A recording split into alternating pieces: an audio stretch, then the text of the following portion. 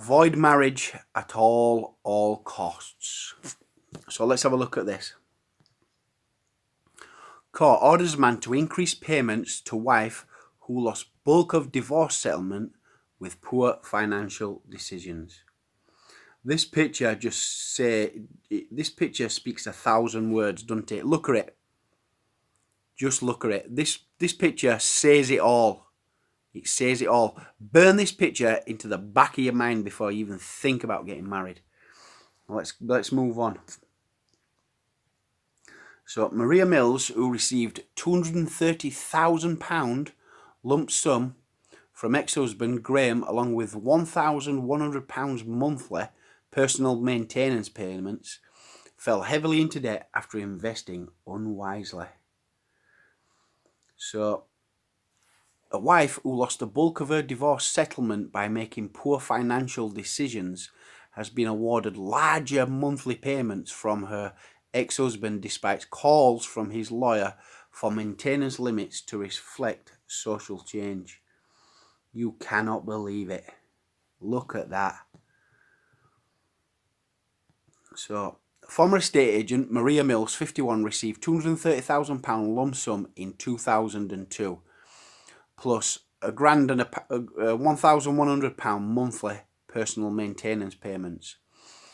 When she split from her reliable and truthful 50-year-old husband, Graham Mills, after 13 years of marriage, but she lost it all and fell heavily into debt after investing unwisely in a series of ever more upmarket London properties in a bid to climb the housing ladder, a court heard.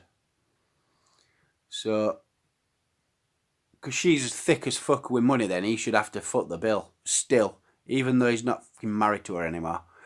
Right. Judges at London's appeal court have now ordered that Mr. Mills or Mrs. Mills' monthly payments be increased to £1,000, so £1,500 a month. Told her ex-husband he must support her for life because she is unable to meet her basic needs. Are you fucking kidding me? Are you fucking kidding me? Let's just read that again. So the monthly payments are increased to £1,441. So he's increased it, and they just told her ex-husband he must support her for life, because she is unable to meet her basic needs. Are you fucking kidding me? You need to, men, burn this into the back of your mind. Burn it into the back of your mind. Mr. Mills earlier claimed that he should not be the insurer against the wife's poor financial decisions and forced to pick up the tab 15 years after the split. I know, it is absolutely disgusting. It's ridiculous. It's ridiculous. All it is wealth transfer. That's what the system is there. It's there to transfer wealth from the man to the woman because they know that the woman will spend that shit. They just spend that shit. The man will keep it and he'll save and he'll be, he'll be frugal and he'll have money. But transfer it over and everybody gets a share because women are dumb as fuck. Right. His barrister Philip Crayford QC called for changes in the law to limit maintenance and encourage independence after divorce. Yeah, right, like that's going to happen.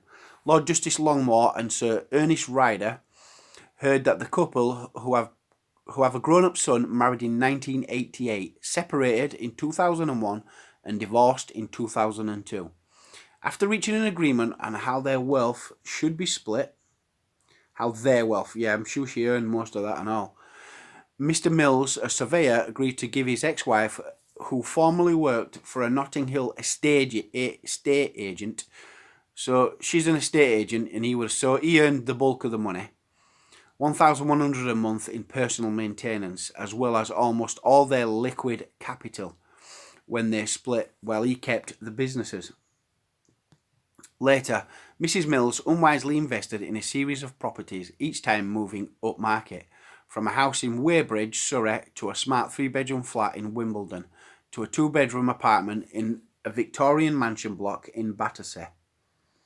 Each time she overfinanced, increasing her mortgage liabilities, but failed to offset them with enough profit from the sales of the properties. After she sold the Battersea flat in 2009, she was without any of the capital from her marriage and is now living in a rented home back where she started in Weybridge.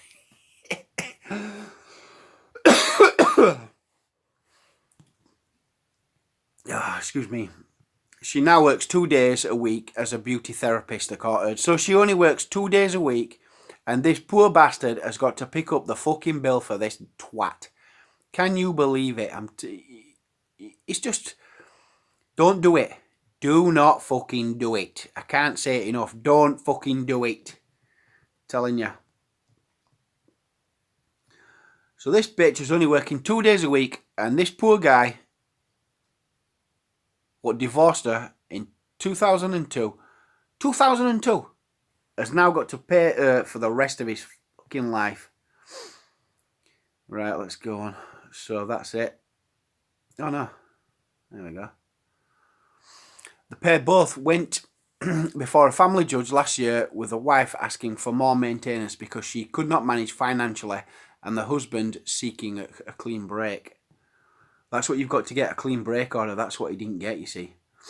Judge Mark Everill QC threw out both their challenges, but they then each instructed QCs to renew their battle before a court of appeal. Mr. Cayford told the judges Miss Mills, who lives in Guildford, has remarried, has a new family, and is desperate to move on with his life. This is a case where the wife leaves the marriage with all or almost all the liquid capital, then says she needs maintenance for another 50 years despite proving herself capable of working to a high standard, he said. He called for changes to the law to limit spouses to 5 years maximum maintenance, telling the court there is a social change going on, and rightly so. You cannot have equal rights and then have this sort of old-fashioned draconian law. It's absolutely ridiculous. He said a decision in favour of the wife went against the tide towards seeking independence, telling the judges, you can order some finality today. It is the husband's case that he should not be the insurer against a wife's poor financial decisions, taken over the course of the 15 years that have passed since the original ancillary relief order. Ancillary? Yeah, that's ancillary. The time is long overdue for the wife to terminate her financial dependency on the husband. Well, she's not going to do that, is she? If the government and the law allows her to keep raping him, she's going to keep raping him. How is she not going to get free money? She's going to get her hand out and get free money. It's the law what's allowing it. Just consider that if you plan on getting married. Even if men, if you've got fuck all today, it doesn't mean to say that you're going to have fuck all in 20 years, okay? You've got to think of the future. Think of the future you, what actually might have something, okay? Right. He told the judges the consent order made in 2002 was agreed on the basis that the wife received the vast bulk of the available cash in order that she should buy herself a house and would not have to pay rent thereafter. Since 2002, the wife's management of her finances has been so poor that she appears to have exhausted her entire capital and seeks to continue and now increase the periodical payments element of that order. The husband has done all that could be reasonably expected of him in his reasonable wish to move on post-divorce. The same cannot be said of the wife. It is a result of her poor financial decisions that the capital provision has been dissipated. The husband has played no part in the wife's losses and yet is expected effectively to pick up the tab. Absolutely. It's disgusting. It is absolutely disgusting. The wife has already had the lion's share of the capital and the husband's maintenance obligation has already extended beyond the length of the marriage. It is wrong in principle and in law that the wife should continue to depend and indeed seek to increase her dependence on the husband, added the QC. But Frank Feenham, QC for the wife, pointed out that while Judge Everill had found she was not a good businesswoman who did not manage her finances wisely and took on too high borrowings, he had not found that she was profligate. profligate or wanton in her approach to her finances. Profligate? I have to look that one up. The judge had also accepted that her finances and ability to work had been hindered by health problems she has experienced over the last decade. What the fuck has that got to do with him? What the fuck has that got to do with him? I'm telling you. Mr. Freehan told the court he was a woman left in 2002 with responsibility for a young child without enough money to buy a house which was good enough in her view. It was reasonable for her to get a mortgage. He admitted she overfinanced but told the judges she had health issues throughout and a child to bring up. He defended her credit card debts run up over many years as a single parent having health difficulties. Bollocks. She has not been found to be wanton in having credit card debts in order to have a living wage for her and her son, he added. Asking for an increase in maintenance, he said, Mrs. Mills is currently unable to meet her basic needs. Oh, dear God, and so it goes on. Sir Ernest, given the court's ruling, said, Mr. Mills has been regarded as reliable, truthful and frank by Judge Everall, who has been less impressed with a wife. He has remarried and supports his new wife's daughter as well as his own son. He also now has another child with his new wife, he added. Of Mr. Mills, he said, the 2002 order vested in her the majority, if not all, of the liquid capital of the marriage. She had unwisely invested in a series of properties each time moving up market. So we've been over all this. She was not a good businesswoman. Something tends to crazy.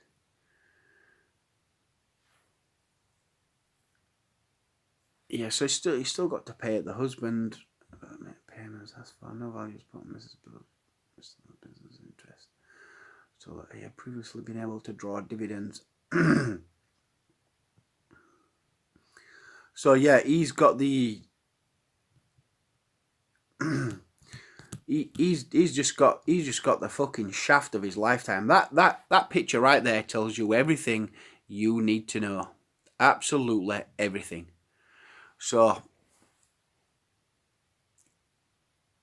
choose wisely, fellas. Choose wisely.